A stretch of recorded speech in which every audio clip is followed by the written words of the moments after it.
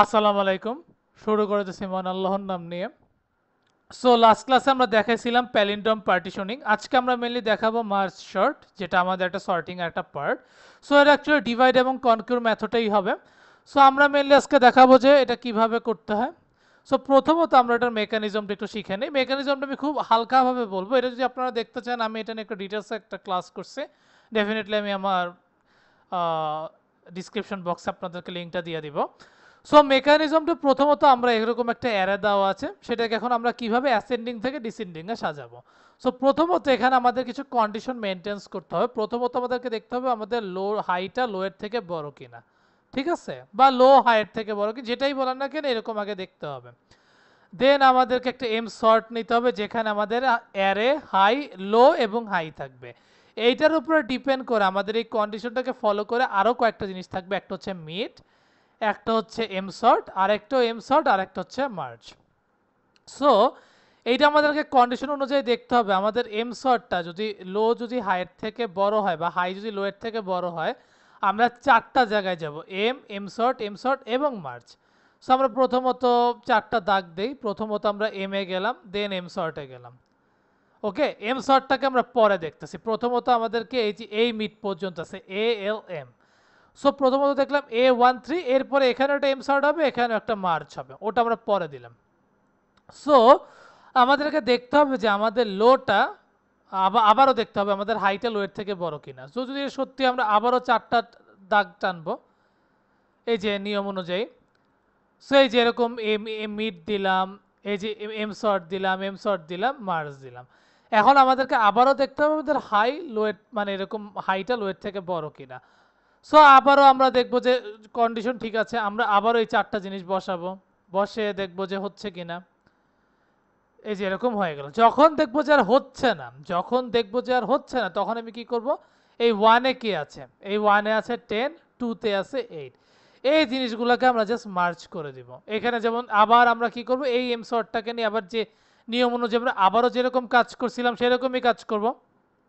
So আমরা এখন কি করব, এম শর্ট অনুযায়ী আমরা আবারও 3 কে কি করব, 3 কে এখন আমাদের আবারও 15কে কাজ করতে হবে। দেন এই মার্জ অনুযায়ী আমাদের আগে 8 10 ছিল, এই 8 10 15কে আমরা একসাথে জোড়া লাগাই ফেলবো। দেন এখানে আগে যা ছিল এই যে আমাদের এই যে এম শর্ট, দিন শেষে আমাদেরকে এরকম আসবে। এখন মেইন কথা হচ্ছে এইটা তো অ্যাকচুয়ালি আমাদের বেশি ইম্পর্টেন্ট না। আমাদের মেইন ইম্পর্টেন্ট হচ্ছে আমাদের মার্চটা কিভাবে হইলো। সো মার্চটা করার জন্য আমাদেরকে একটা আগে ফাংশন এম সর্টের মধ্যে এগুলা সবাইকে রাখতে হবে, এই চারটাকে। এখন আসেন মেইনলি আমাদের মার্চকে নিয়ে মেইনলি কাজ করতে হবে। সো ফাংশন আমরা একটা মার্চ নিয়ে নিব, এরকম নিয়ে নিব। এখন এটার কাজ কিভাবে হচ্ছে। সো প্রথমত আমরা কি করব, যেই 8 10 15 আর 7 9 11 আসছে, যেভাবে আসছে আমরা এগুলাকে একটু সাজায় নিব। আমরা যদি একটু দেখি 8 10 15 আর 7 9 11 কিন্তু আলাদা আলাদা করে আসছে। ওই এক পর্যায়ে কিন্তু 8 10 15 আসছে আর 7 9 11 আসছে। সো আমরা এটাকে একটু ভাগ করে দিই। ভাগ করে কি করব, 8 10 15কে আমরা এই তিনটাকে আই ধরবো, 7 9 11কে এই তিনটাকে জে ধরবো। সো আমরা বলতে চাচ্ছি আমাদের আইটাকে আমরা লো ধরে নিচ্ছি, জেটাকে আমরা ধরছি মিড প্লাস ওয়ান। দেখেন এই যে আমি একটা দাগ দিলাম, সেটা অ্যাকচুয়ালি মিড প্লাস ওয়ানের পরেই মেনলি আমার জেটা আসতেছে। কে কে আমি জিরো ধরে নিচ্ছি। কে মানে কোনটা, এই যে আমি আপনাদেরকে যদি দেখাই, এটা এই কন্ডিশনটা আমি একটু পরে দেখাচ্ছি। এই কন্ডিশনটা আমি আগে লিখে নিই। ওকে, এখন দেখেন এই যে আমি সবাইকে কে ধরে নিছি। এখন কেটা আমি কেন ধরলাম বা কিসের জন্য ধরলাম, এখন আমার কেটার মধ্যে মেইন কাজটা হচ্ছে কেটার মধ্যে আমার মেইনলি আমার সর্টেড অ্যারে করতে হবে। এখন এই কে, যেমন ধরেন যে দেখেন if a i less than a, আমি প্রথমত একটা কন্ডিশন দিলাম যে আমাদের আই মিরের থেকে ছোট এবং সমান হইতে হবে, এবং যে তার থেকে ছোট বা এইচ এর সমান হইতে হবে। এই কন্ডিশনটাকে মানতে হবে। এরপর কি করব, আমরা দেখব যে আমাদের অ্যারে আইটা অ্যারে জেড থেকে বড় কিনা। যদি আমাদের অ্যারে আইটা এই যে আইটা যদি জেড থেকে বড় হয়, তখন আমরা কি করব, B K equal to A J করে দিব।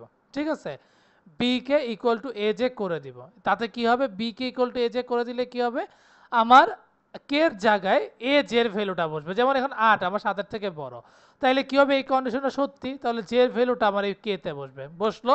এরপর যে এক এক করে বাড়াবো, এই যে এক এক করে বাড়বে, কেও এক এক করে বাড়বে। সো এক এক করে বেড়ে আবার দেখবে যে আমাদের 8 কি 9 থেকে বড় কিনা, না, তখন আমাদের কি হবে 8টা এখানে বসবে।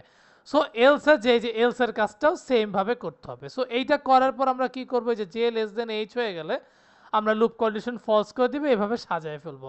আমি জানি হয়তো বা এই অ্যালগরিদমটা দেখেও বুঝেন নাই, আমরা ডিরেক্ট ভিএস করে চলে যাই, তাহলে আই গেস বুঝার কথা। সো প্রথমত আমরা একটু কন্ডিশন অনুযায়ী ভেক্টর আইএনটি অ্যারে, যেখানে আমাদেরকে কন্ডিশনের অনুযায়ী আমরা একটু দেখি যে এখানে আমাদের অ্যারেগুলো কি আছে। 10 8 15 9 7 11, 10 10 8 15 7 9 11 এরকমই তো ছিল না, দেখি 9 7 11, সরি 9 7 11। এরপর আমরা একটা আইএনটি এন নিব, যেটা হচ্ছে অ্যারে ডট সাইজের। ওকে, নিয়ে নিলাম। এখন আসেন আমাদের কাজটা সারি। সো প্রথমত আমরা ভয়েড এম সর্ট নিব, যার মধ্যে কে কে থাকবে, আমার অ্যারেটা থাকবে, সরি এই যে অ্যারেটা থাকবে রেফারেন্স হিসাবে আইএনটি লো আর আইএনটি হাই। দেন আমরা বলে দিব যে প্রথমত কন্ডিশন অনুযায়ী বলে দিব যে ইফ আমাদের low less than equal high হয়, sorry less than equal high হয়, তাহলে আমাদের কি করতে হবে, রিটার্ন করে দিতে হবে। ওকে, আফটার দ্যাট আমাদের কি করতে হবে, এখন আমাদের প্রথমত এই যে আইএনটি মিড ইকুয়াল টু কি হবে, লো প্লাস হাই ডিভাইডেড বাই 2, এটা লো এর ভ্যালু। দেন এম সর্টের প্রথমত আসবে অ্যারে লো মিড, যেটা আমরা আগেই বলে দিছি, আবারও এম সর্ট দিব, যেটা অ্যাকচুয়ালি আমাদের রিকার্সিভ অনুযায়ী করতে হচ্ছে, অ্যারে মিড প্লাস 1 হাই, আবার একটা মার্কস নামে আমি একটা ফাংশন নিব, যেখানে অ্যারে লো মিড এবং হাই নিয়ে কাজ করতে হবে। ঠিক আছে, ওকে, আমাদের এটার কাজ আপাতত ডান। এখন আসেন আমরা মেনলি মার্জ নিয়ে কাজ করি। এরা কিন্তু আমরা অ্যাসেন্ডিং একটা করতেছি, যেটা অ্যাকচুয়ালি আমাদেরকে অ্যাসেন্ডিং আকারে সাহায্য করবে। সো ভয়েড মার্জের মধ্যেও কে থাকবে, ভেক্টর আইএনটি অ্যারে থাকবে, রেফারেন্স হিসাবে অ্যারে থাকবে, আইএনটি লো থাকবে, আইএনটি মিড থাকবে এবং আইএনটি হাই থাকবে। ওকে, আফটার দ্যাট আমাদের এখন কি করতে হবে, প্রথমত আমাদের কন্ডিশন অনুযায়ী আমাদেরকে বলতে হবে যে আইএনটি আই ধরতে হবে। সো আইএনটি আই কি, লো, আইএনটি জে হচ্ছে মিড প্লাস 1, আইএনটি কে হচ্ছে 0, আর আমরা একটা বি অ্যারের মধ্যে রাখতে চাচ্ছি, যেখানে রাখতে চাচ্ছি হাই থেকে হাই মাইনাস লো থেকে, মানে একদম লো থেকে হাই পর্যন্ত, তার সাথে 1 যোগ। ঠিক আছে, সো এই চারটাকে আমরা রাখতে চাচ্ছি। সো প্রথমত আমাদের কন্ডিশন হচ্ছে আমাদের আই লেস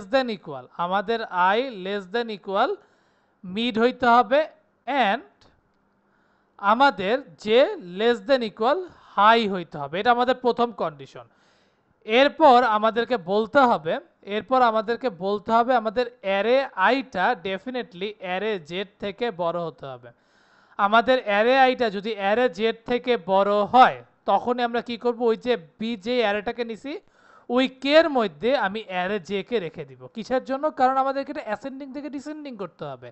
দ্যাটস ওয়াই আমার যদি এই কন্ডিশনটা ট্রু হয়, আমি জে এর ভ্যালুটা আগে বসাবো, দেন জে এক এক করে বাড়াবো, কে এক এক করে বাড়াবো, দেন এলস কন্ডিশনটা হবে উল্টাটা, আমি এখানে আই এর ভ্যালুটা বসাই দিব, অ্যারে আই, আর আমাদের কি হবে, আই এক এক করে বাড়বে এবং কে এক এক করে বাড়বে। ঠিক আছে, এই তো এই কন্ডিশনটা আমার ডান হয়ে গেল। আফটার দ্যাট আমি কি করব, আমার প্রথমত I less than equal mid যদি হয়, এই কন্ডিশনটা যদি সত্যি হয়, তাহলে তুমি কি করবা, বি কে এর জায়গায় কি করবা, অ্যারে আই বসাই দিবা। ঠিক আছে, অ্যারে আই বসাই দিবে। এটা কেন দেখবেন, একটা পর্যায়ে গেলে আমি দেখাই, একটা পর্যায়ে গেলে আপনার এই প্রত্যেকটা ভ্যালু শেষ হয়ে যাবে, তখন তো মিড ক্রস হয়ে যাবে। সো মিড যখন ক্রস হয়ে যাবে, অটোমেটিক আয়ের ভ্যালুটা বসা যাবে। তখন ও আর জে কে দেখবে না। বুঝাইতে পারছি?